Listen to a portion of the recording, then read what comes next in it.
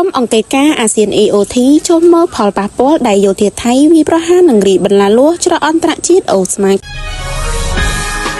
អភិបាលខេត្តឧត្តរមានជ័យលោកមានច័ន្ទយ៉ាដានៅថ្ងៃប្រហ័សទី8ខែមករានេះបានដឹកនាំក្រុមការងារចូលរួមជាមួយក្រុមអង្គការអាស៊ាន AOT ដើម្បីពិនិត្យផលប៉ះពាល់ដែលកម្លាំងយោធាថៃវាប្រហារនិងរីបន្លាលួសចូលមកលើច្រកអន្តរជាតិអូស្មាច់លោកមានច័ន្ទយ៉ាដាបានលើកឡើងថាបន្ទាប់ពីមានការរំលោភបំពានយ៉ាងធ្ងន់ធ្ងរពីកងកម្លាំងយោធាថៃដែលបានប្រើប្រាស់អាវុធទន់ធ្ងន់ប្លង់ចូលមកក្នុងភូមិសាស្ត្រទឹកដីកម្ពុជាដែលបង្កឲ្យមានការខូចខាតហេដ្ឋារចនាសម្ព័ន្ធក៏ដូចជាផ្ទះសម្បែងនិងប្រសិទ្ធបត្តិប្រជាពលរដ្ឋយ៉ាងដំណំនៅព្រឹកថ្ងៃទី8ខែមករានេះលោកបានដឹកនាំក្រុមការងារចូលរួមជាមួយក្រុម AOT ដើម្បីពិនិត្យផលប៉ះពាល់ដែលទាហានថៃវាប្រហារមកលើច្រកអន្តរជាតិអូស្មាច់សង្កាត់អូស្មាច់ស្រុកសំរងខេត្តឧត្តរមានជ័យគួរឲ្យដឹងថាក្រុមសង្កេតការណ៍អាស៊ាន AOT ថ្មីនេះក៏បានចុះពិនិត្យផលប៉ះពាល់ស្ពានអូជិចដែលរងការខូចខាតដោយសារយោធាសៀមឈ្លានពានប្រើយន្តហោះ F16 ទម្លាក់គ្រាប់បែកនៅស្រុកចុងកាលខេត្តឧត្តរមានជ័យព្រំប្រទល់ស្រុកស្រីស្នំខេត្តសៀមរាប